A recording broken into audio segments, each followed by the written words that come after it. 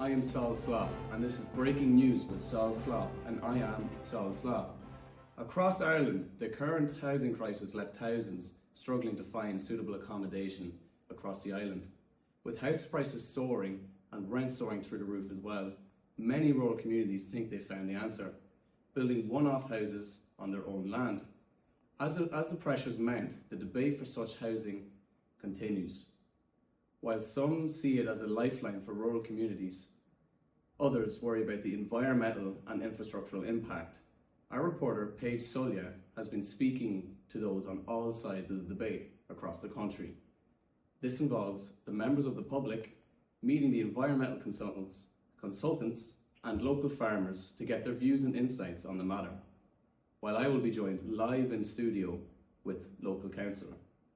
Across Ireland's countryside, one-off housing dots the landscape, representing each family's dream to build their lives close to their roots.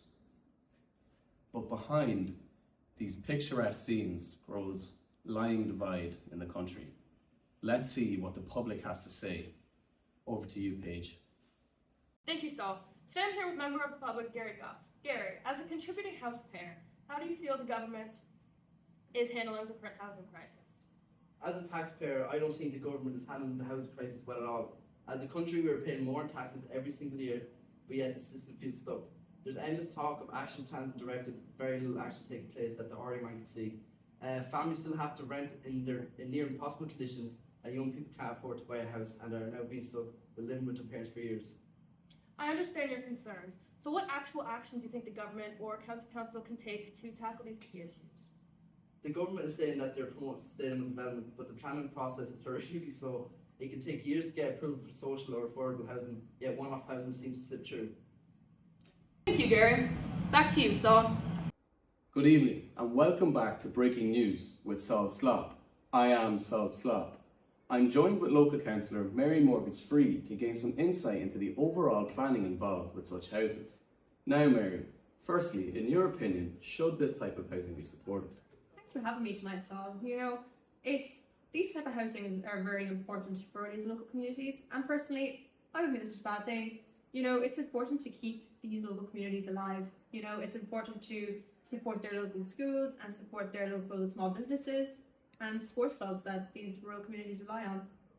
That's all well and good, but what about the strain it puts on local infrastructure, like the roads, the water supplies, or waste management? Is that something that needs to be considered, or is the fact that the country's currently in a housing crisis enough support? That's an excellent question, Sol.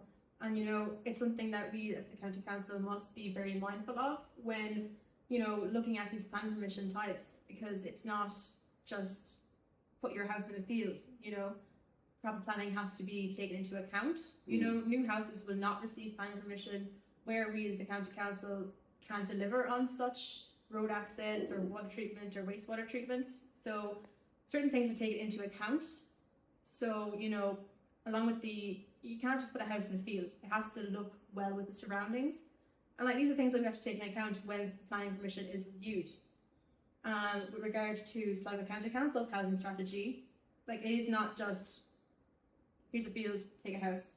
You have to look at the sons and daughters, or the landowner themselves. If they want a field for a house, they have to live within those fields for 7 years minimum before they get a chance. And in this county, we need approximately 80 houses a year to keep up with the demand. So rural one-off housing is the way to go forward. All right, that's perfect. Thank you very much, Mary Morgan-Freed, for joining us today. Thanks. Join us after the break, where Paige Sulja will be talking to lead EPA ecologist Sustainable, great girl, along with the member of the EPA, Barney Schmuck, great guy. I am Sol Slop. This is Breaking News with Sol Slop. I am Sol Slop, and this is Breaking News with Sol Slop. While one-off housing meets personal housing needs, it does carry some serious environmental consequences. To understand these impacts today, I'm joined by ecologist Sue Sustainable. Sue, what are the main environmental concerns linked to scattered rural housing?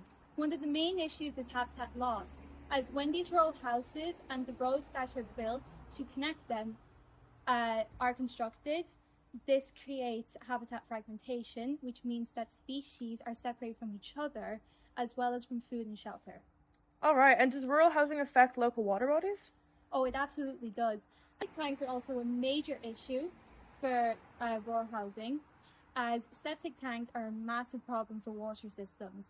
Just last year alone, over 1,400 houses were inspected for their sewage, and it turns out that over half of them failed that inspection. So this means that all of the sewage that's in these septic tanks might be seeping into the ground soil, and this is causing a bunch of issues where it might be seeping into ground, fresh water, and also coastal water bodies.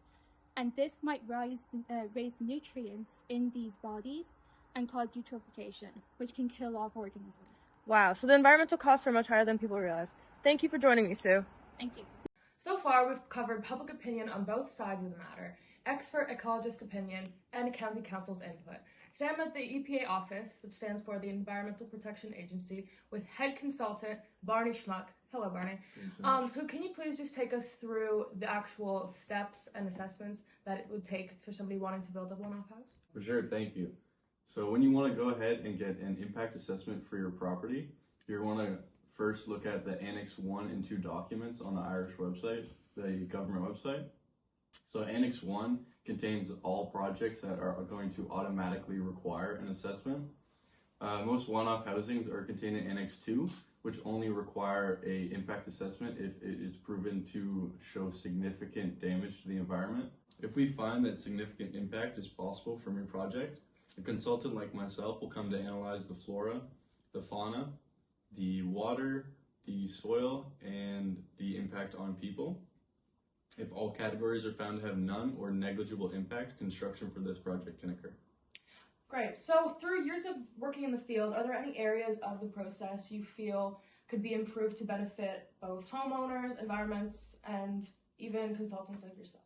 For sure. So I feel that although the initial assessment is very good in finding problems that are existing at that time, I think that more can be done to predict small-scale problems that can compound in the future and cause long-term issues down the road. I also feel that these repeated surveys would provide more jobs for consultants. They would help to ensure that homeowners wouldn't have to pay expensive fees to repair things that may go unnoticed for a long time. And yeah. Thanks so much for meeting with me today, Ryan. So anybody curious about the EPA's legislation or processes concerning rural housing or other news can visit the Irish government website or the EPA website. Back to you, Sal. Thank you, Paige. That was very interesting. Now, as we speak, Paige is currently running at the speed of light over to the local farmer, Rob Rullia, who isn't quite fond of the backlash towards one-off housing. Now, this farmer believes he has good reason for supporting one-off housing. Over to you, Paige. Thank you, Sal. So today I'm here with farmer Rob Rullia. Rob, would you ever consider moving to an urban area instead of perhaps building a wonderful home on your property? Sorry, it's a little, weather's a little crazy there, Sal. Move away from my land. My family's been in this for generations. You know, I've been working this land for decades myself. And, you know, I have obligations to take care of. You know, I have livestock, I have crops, and I even need to make sure that I keep my equipment in working order. Now, if I can't do that if I'm commuting to and from my land from a town. But what about the environmental infrastructural impacts that one-off housing has? Like, if you're talking about, like, septic tanks or such, I mean, I can't, you know, if I'm building on my land, I cannot build infrastructure, something like out onto the road. You know, that's entirely up to the council to do. If they were to put it there, I would have the ability to do it. But, you know, just where I'm living, there is no infrastructure for so it's simply not possible for me to do that. Yeah. And thank you for meeting with me today, Rob. Back to you, Sal. As we've heard today, there are many advantages to one-off housing, from providing greater flexibility for homeowners to allowing families to build homes that truly reflect their needs and lifestyles. However, it's crucial that we remain mindful of the significant environmental and infrastructural impacts and challenges that these developments can pose. The increase of one-off housing causes strain on public services and contributes to the loss of value in habitats. Yet, as the housing crisis deepens and the demand for affordable, accessible homes continues to surge, one-off housing projects are becoming increasingly popular despite the growing environmental concerns. Thank you for joining us. I am Sal Slop. This has been Breaking News with Sal Slop. Good evening, good night, have a great day. I am Sal Slop.